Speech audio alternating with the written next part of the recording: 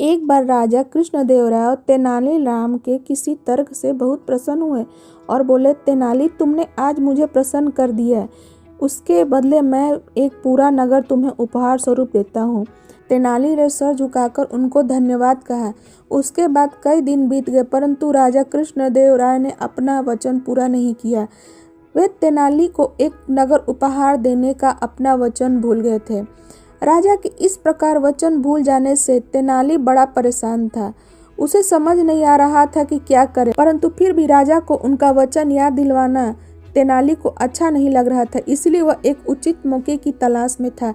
एक दिन एक अरबी व्यक्ति विजयनगर आया। उसके पास ऊंट था। लोगों की भारी भीड़ ऊंट को देखने के लिए इकट्ठी हो गई, क्योंकि उनके लिए वह एक अजूबा था। उन्होंने ऊंट के बारे में सुना था पर कभी देखा नहीं था। राजन तेनाली भी ऊंट नामक इस अजीबोगरीब जानवर को देखने आए। दोनों एक साथ खड़े हुए ऊंट को देख रहे थे।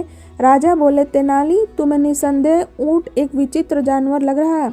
इसकी लंबी गर्दन तथा कमर पर 2 कुबड़ है। मैं हैरान हूँ, भगवान ऐसे विचित्र तथा बदसूरत प्राणी पृथ्वी पर क्यों भेजा। राजा कृष्णदेवराय की इस बात पर तेनाली को जवाब देने का अवसर मिला और वह सदैव की तरह आज भी अपने उत्तर के साथ तैयार था।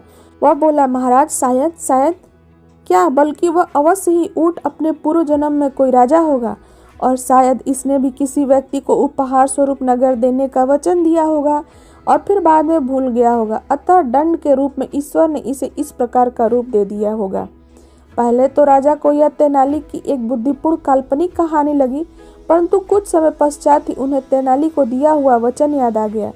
पहले अपने शाही महल में वापस आते ही राजा ने तुरंत कोषाध्यक्ष को बुलाया और उसे निर्देश दिया कि वह लिखित रूप से प्रबंध करे, जिसके अनुसार राजा ने तेनालीराम को पूरा एक नगर उपहार स्वरूप प्रदान किया।